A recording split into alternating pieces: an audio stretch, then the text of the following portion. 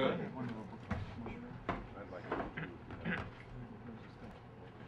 I think I've met many of you last night.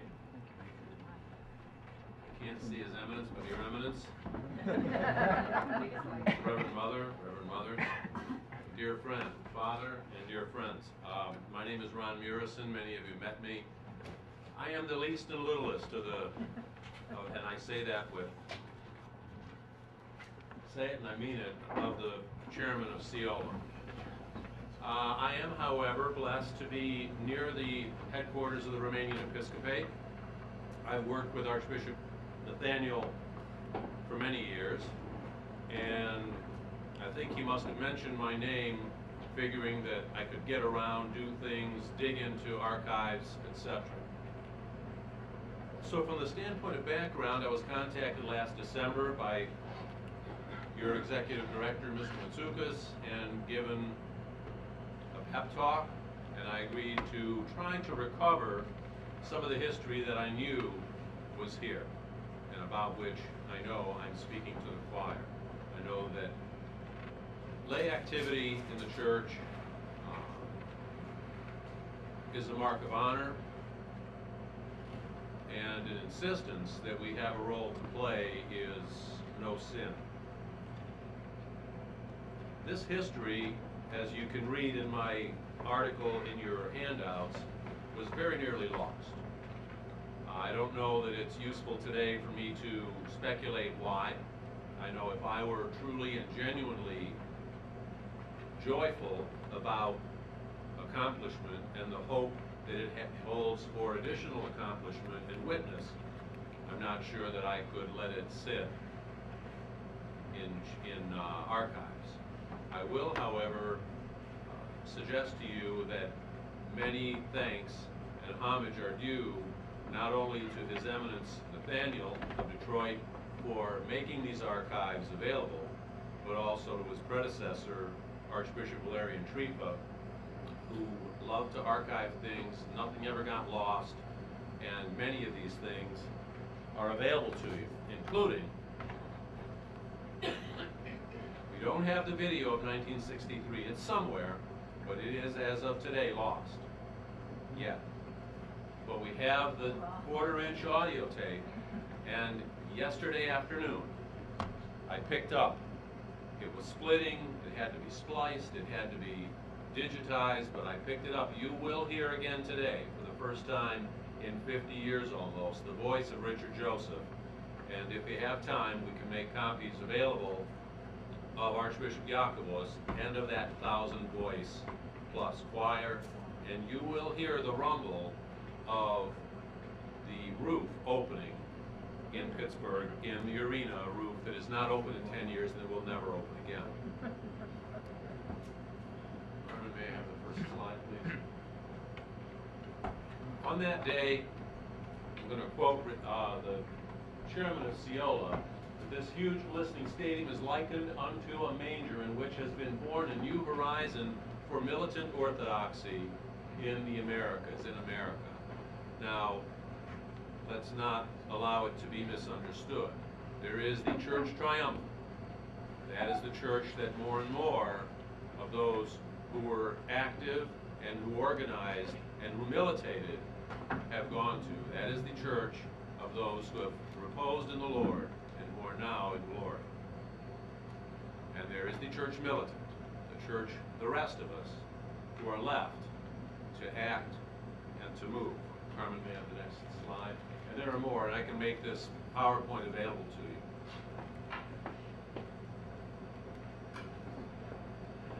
One of the things that kind of hurt my feelings, yes, lights? Oh, okay.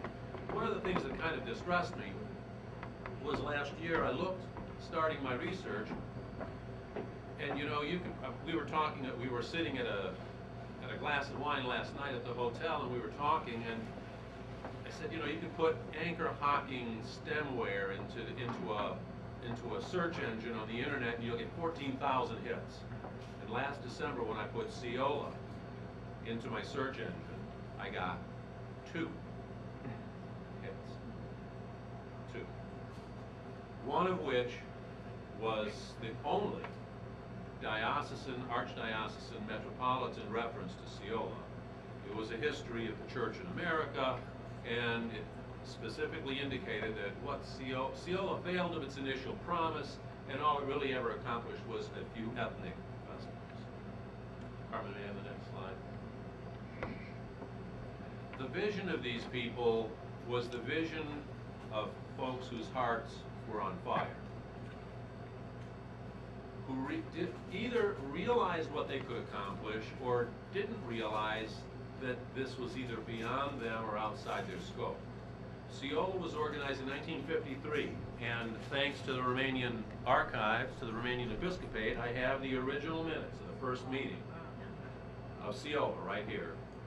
I have numerous of the minutes. Everything that I'm going to be talking about today comes from original sources. Organized in 1953, the 7 organizations, all of them hale, hearty, strong, energetic, vital.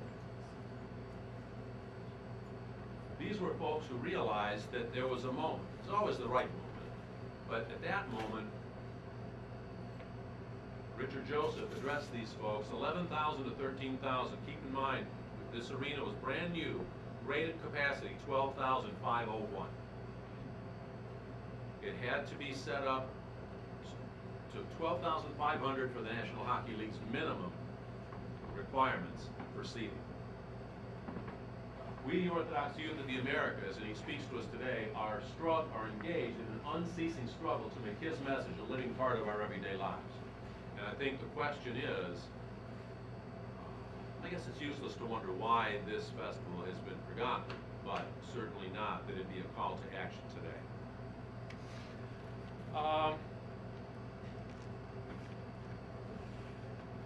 This was the CEOYLA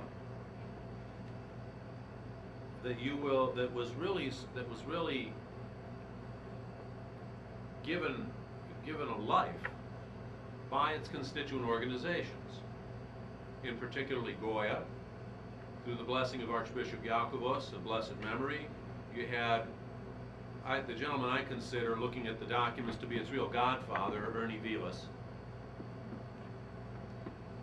Frock, for Federation Russian Orthodox Club. Russ Chepelev was the general secretary or the director of this festival. Aroy, past president at that time, Cornel Cottisman, who was the treasurer, kept track of things to the penny. Didn't overstate anything, didn't need to. Carmen, may we have? Yes. And at that time, as of 1963, the closest I could come, actually this is from 59,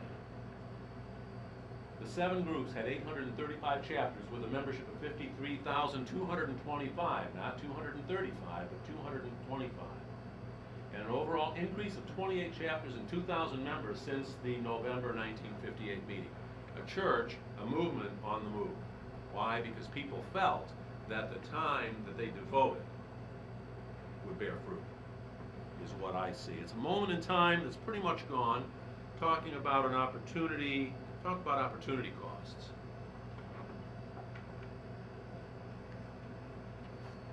And I'd like to suggest that a year from now, we may be talking to 150 or 250 people at the meeting of OCL, maybe 1,000. I'll leave it to others to wonder if another festival could ever be organized, to what end, and if it could actually include, for the first time in North American Orthodox history, a holy liturgy for 10 or 20 or 30,000 people. Carmen, the next slide, please.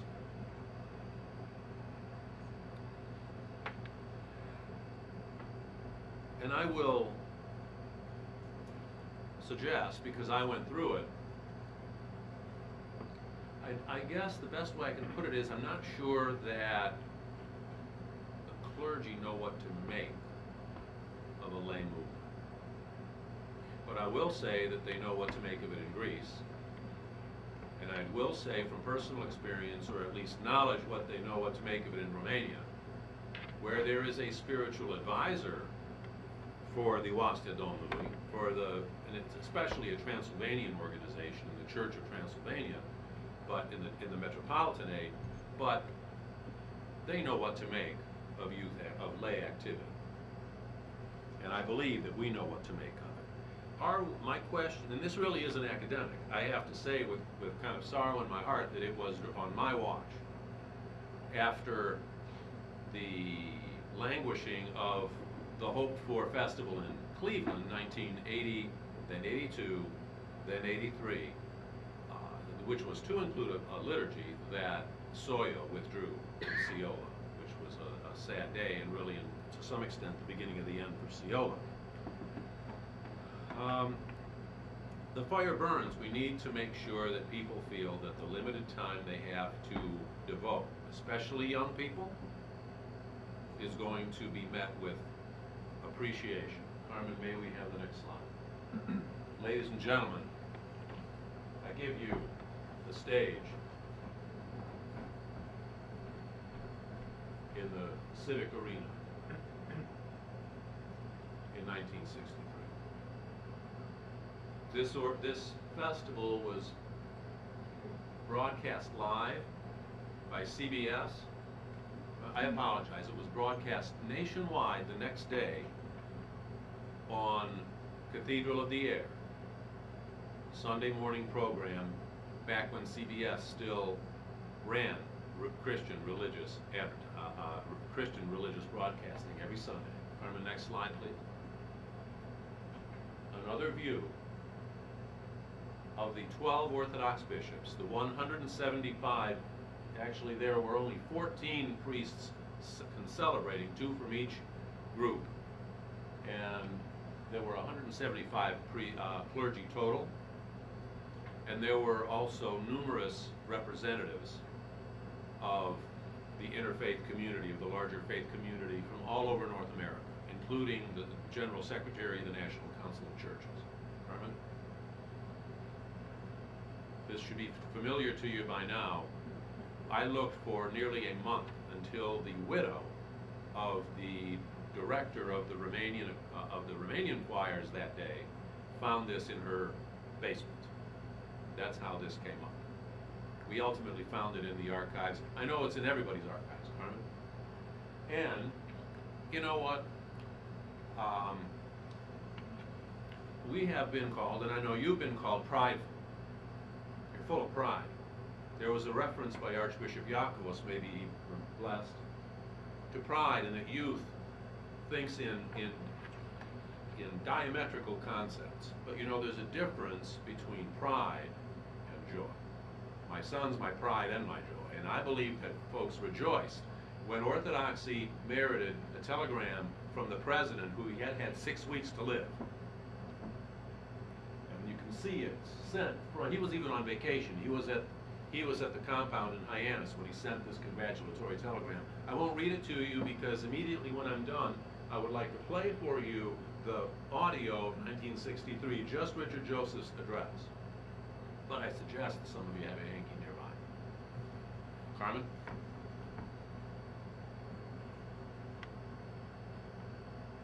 Great Vespers, entries, choral selections by each of the 7 choirs, the procession, the Great Vespers, acknowledgments, only 2 addresses, the chairman of CEOYLA, Archbishop Yakovos. His words were broadcast to Greece by Voice of America, to Greece, to Turkey, to all the countries behind the Iron Curtain. And the Saturday after this event, CBS News nationwide ran on Lamp Unto My Feet, the 1-hour-long show of this, 58 minutes, the video. We will, and I ask you to all try to relocate that video. How these could be mistaken for ethnic festivals, I'm not certain. Carmen? Ladies and gentlemen,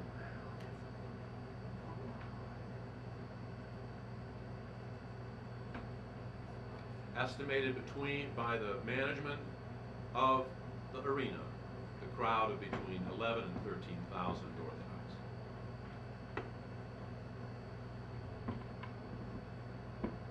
And Richard Joseph will say, Today, for the rest of your lives, you will be able to say, I was there.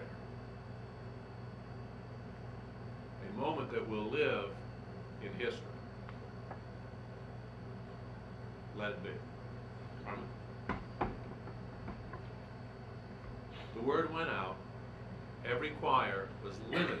Do not bring more than 150 people. 1,000 voices. Don't bring more than 150. We won't have room for it.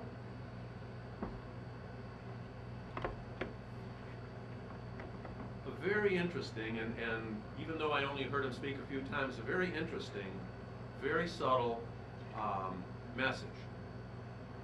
But having listened to it in the car yesterday on the way home from Strat's place of business, I listened to Archbishop Yakubos. There were certain portions of the speech that were pretty tough. Submit, you youth, and submit to your elders. Submit 15 times. 15 times. It's a very interesting talk, though. Kind of long. Carmen?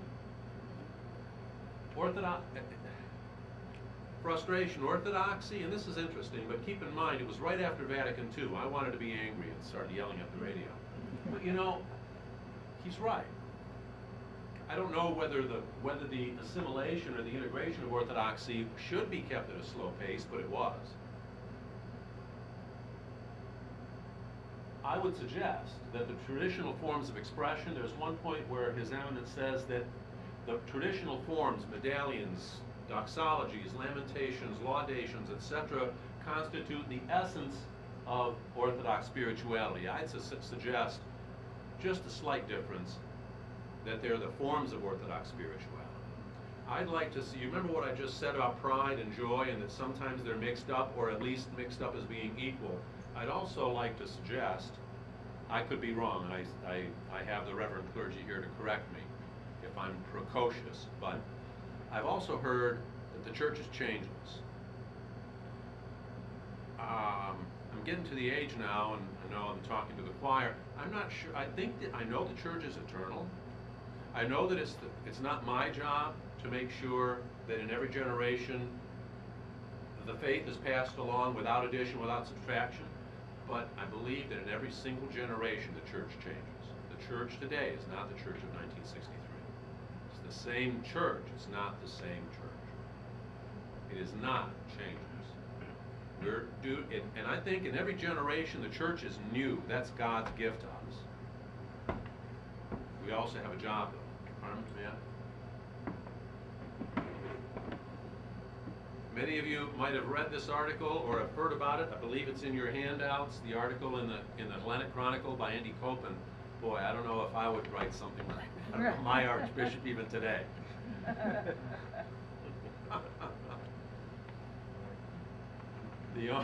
The only disappointment in the whole festival was His Eminence's homily. But I think Mr. Copen, Dr. Copen, had a point of view, and God bless the fact that he was able to express it. Carmen?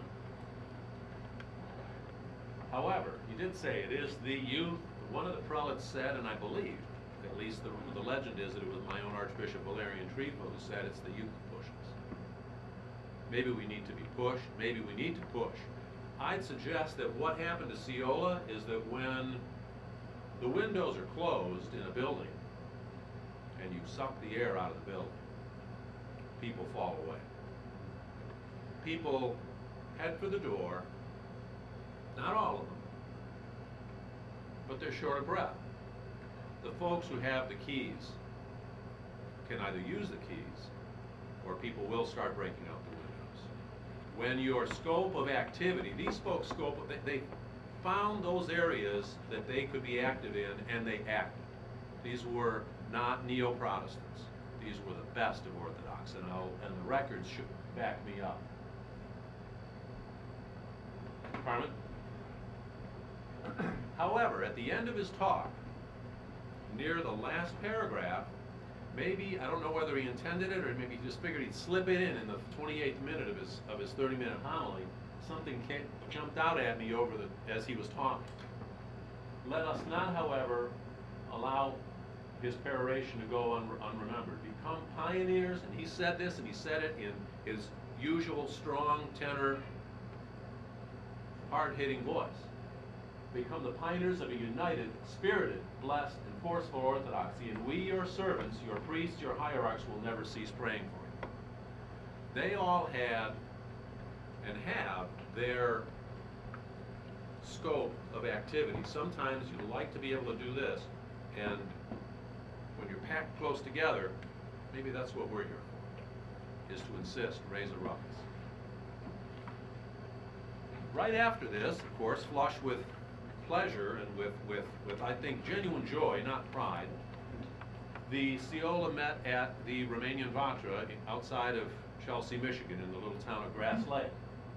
And Bishop Valerian, at that time bishop, gave them a pep talk, gave them a review. And as part of many things, including his usual, I think you might have too many projects, just concentrate on being Orthodox. I remember him telling us that when we were in Aroy. But what is the ultimate goal of your organization? Your main purpose is to bring the people, all the Orthodox people together in America on the local level.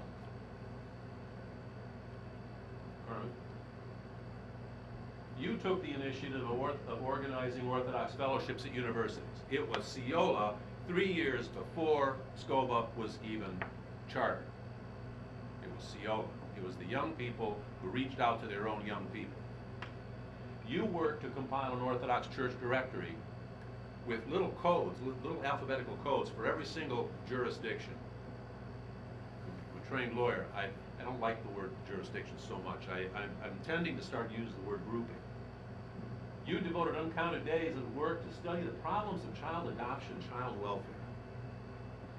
That orthodoxy is the birthright of a child from the day of his birth and the day of his baptism and chrismation.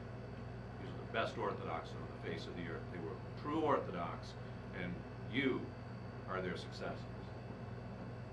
Right? What did Bishop Valerian see as the single greatest difficulty? No one. And I ask today, and I think we have a right to ask, and I'll ask it, I'll say it, I don't expect, it's one of the best things to have a great hierarchy. Nobody represents the Orthodox Church to the outside world as one holy Catholic and Apostolic.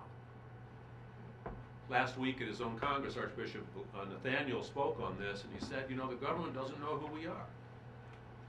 I don't know if anybody else was hurt, pinched, when in 2001, after 9/11, the National Cathedral forgot to invite one single Orthodox hierarch to the National Memorial Service.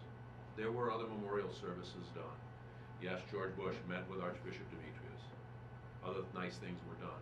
But, you know, the predecessor to SCOBA was organized in 1942. And it was only organized because Selective Service tried to draft the archpriest, who was the chief assistant to the primate of the Russian metropolitan. And they said, you can't draft me, I'm an Orthodox priest. And the government said, where are you? We don't even know what Orthodox is.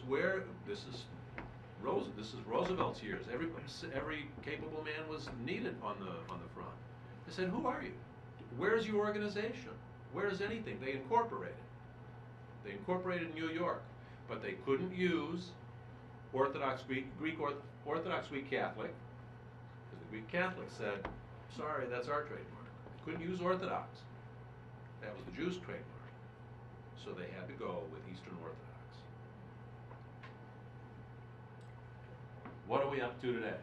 He was impressed by the arrangements that were made to get the bishops together at the banquet. Bishops didn't get together in those days, apparently. Not all together. Not all together. And one of the things I loved about Valerian was he didn't mince words. I feel your work is not finished. Our biggest problem is that we have rivalries, we compete with each other, we conflict with each other, we won't work with each other. And I think we have a right, a duty to say, gentlemen, masters, another 25 years, go on the Assembly of Bishops website, read the interviews that each hierarch has given.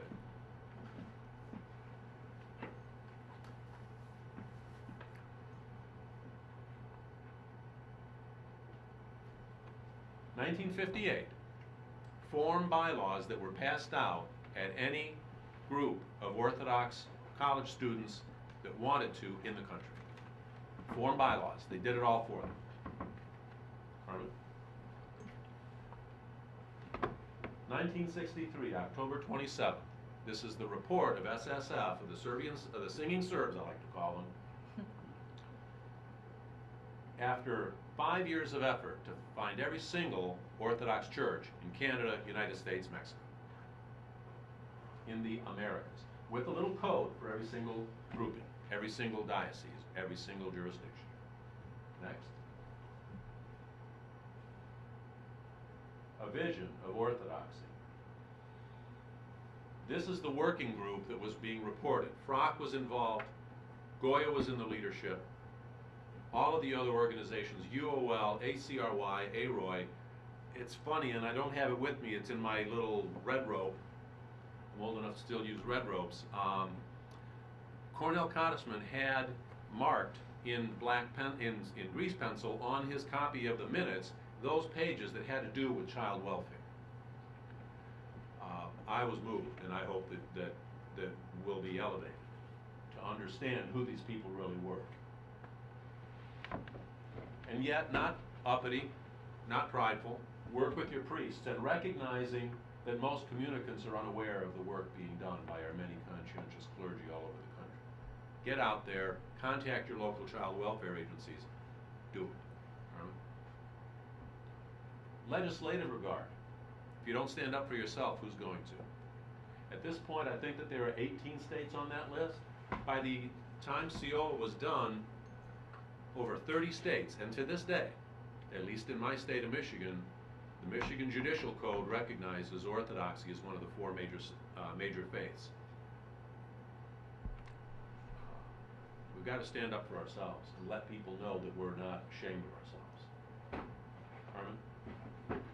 And then I found this letter, and I would simply ask, ladies and gentlemen, and I think we have a right to ask, whether the coming together of a North American church in the 1960s was, what is different then than now? Except perhaps for sclerosis or something. And I can't say it any easier. I should probably say that off the record. Archbishop Yakubos pointed out to Richard Joseph, I understand that what your thoughts are in the direction for United Orthodoxy. It's probably going to take, it has to be put before the council, and it could take at least a year. And I think you guys know His Eminence better than I don't think the man, if he told a joke in his life, I don't think he ever told a joke in writing. When you want to get something done, you do it.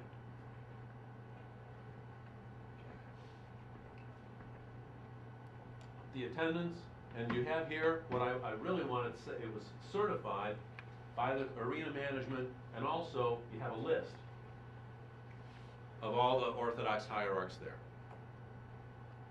Can you read the list? The list, from ACRY, His Excellency Bishop Orestes Charnock. For AROY, His Grace Bishop Valerian Trifa. From Frank, His Eminence Archbishop Benjamin. Goya, His Eminence Archbishop Yakubos, and His Grace Bishop Theodosius. From the Serbs, His Grace Bishop Tremilian, His Grace Bishop Stefan, His Grace Bishop Gregory. From Soyo, His Eminence Metropolitan Anthony Bashir. And from UOL, His Eminence Metropolitan John Theodorovich. Visiting bishops were His Grace Bishop Mark of the Albanian Church and His Grace Bishop Ignatius Hazim from Balamand, Lebanon. 12 Orthodox hierarchs for the first time, to our knowledge, ever together in the United States.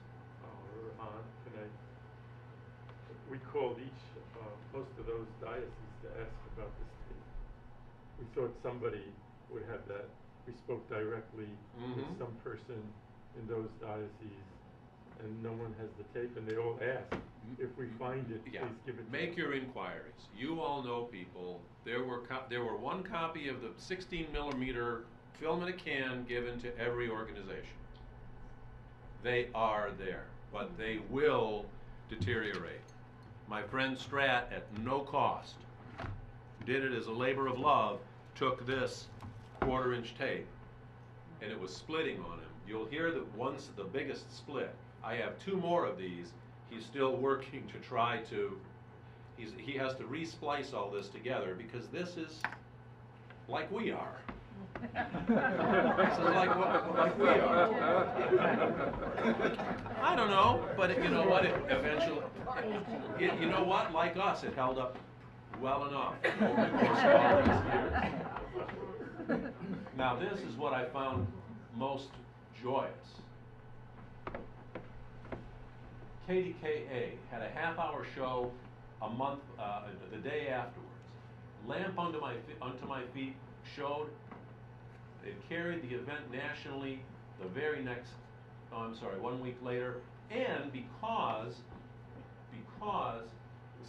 that CBS show was not carried in Detroit, Russ Chepelev went to Detroit, contacted his media people, and got it shown in Detroit toward the end of the month. Orthodox at work. Carmen? Ernie Vilas, any of you? I regret I never knew them. The festival was a success not because of the undue efforts, but because of the Holy Spirit, who resolved exceedingly difficult situations. I don't know if any of you heard. I only heard the legend that a part of the stage had to be 3 inches higher than the other, and I'm still not sure why, but I have a feeling I know. Yeah, right. I can imagine, I guess. Ron, once more. With this project, I was able to speak with Mrs. Vilas. She sends her greetings to us, and I already sent her one of these programs. We thought she might have the tape, and I reached her, and she's so happy that we're doing this program. And it's also not in the Andy Copeland archives at his university in Chicago. We tried that too. We've really tried. How about it is home? Well, Alice is going to look at her. That's going to take years. This, Send a mission. you know, this shocked me. Keep in mind, this was, you know, I'll get to this in a second. I'm going to try not to go, I'm way over my time already. These folks hired a clipping service back when you had to have clipping services to check and see how effective you were. From April 10th to September 10th, now keep in mind, the prior month, Life magazine had a major article on Mount Athos. Maybe you can remind me, I think it was a year later or 2 years later that Archbishop Jacobus was marching with Martin Luther King. But in this 1 month, exclusive of Orthodox publications nationwide, there were 193 articles reporting on the festival, all of which were available because everything was open, and additional 263 clippings about Orthodoxy not associated with the festival. Almost 500 articles about Orthodoxy. And I believe, I don't know if anybody can look, no pun intended, Look magazine apparently also was going to include the festival, so you probably would want to look toward the end of 1963, but then of course something else came along in the beginning of November that kind of changed the outlook of the United States forever. And I thought about it and thought about it, and I guess I would call it the rule of X to the 7th. You know, it was funny because we won't probably see the interview from 1977 by KDKA with Father Corey and then Bishop Theodosius of the OCA, but he said, Father, you know, I remember reporting and covering the 1963 festival, and now this is 1977. Why 14 years? Really an American thinker. Certainly not an unorthodox thinker. And it was cute listening to his then Grace explaining, you know, it's very complicated, like a Rubik's Cube. You've got to get 7, imagine getting 7 organizations all to arrange their conventions in the same city at the same time. You know what?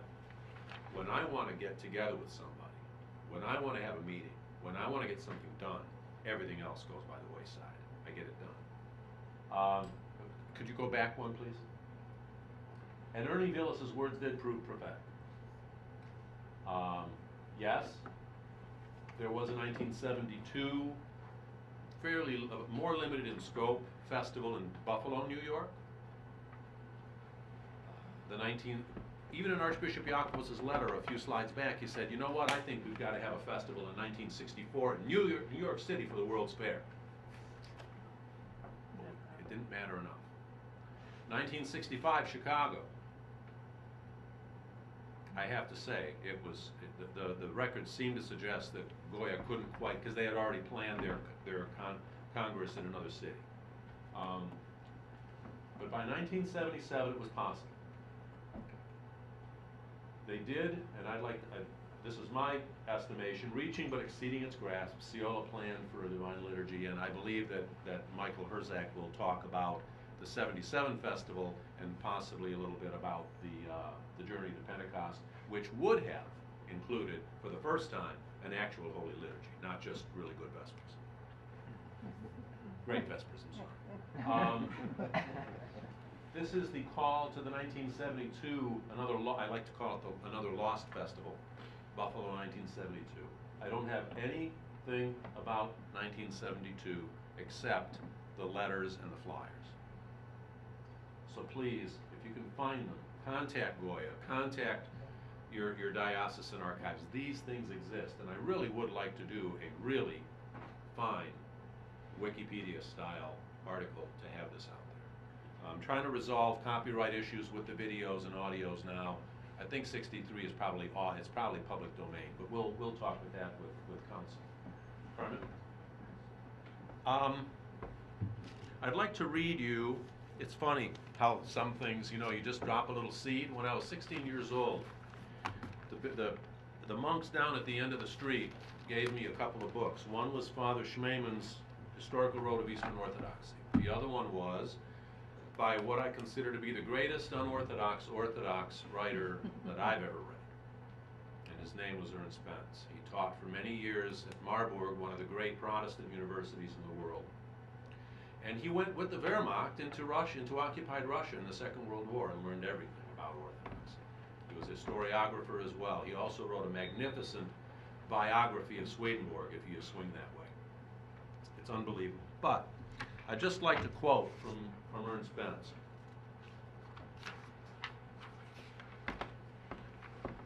And I don't know if this really should be on the record.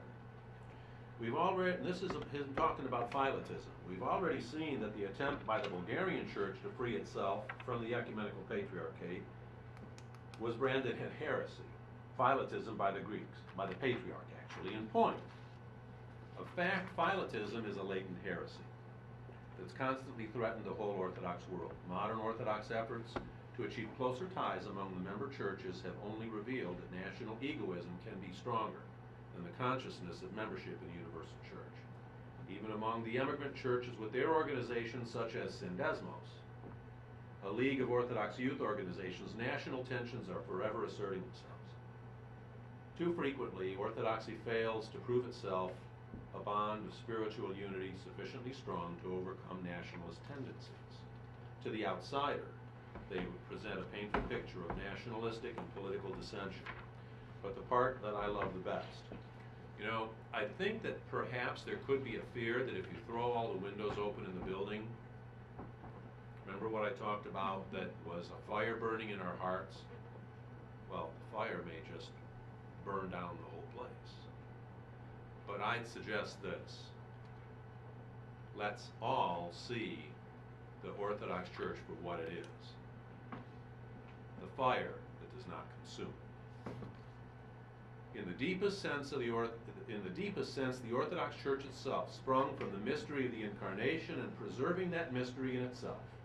Sprouting in the wilderness as a church of ascetics, ravaged by the sandstorms of persecution, harassed by enemies of the faith and hostile fellows of the same faith, parched by immeasurable suffering and inner and outer temptations, yet unconsumed, burning with the fire of the Holy Spirit, aglow with the love of God, irradiated by the nuptial joy of the heavenly feast, illumined by the all-transfiguring power of the resurrected Lord, the Orthodox Church itself is the burning bush.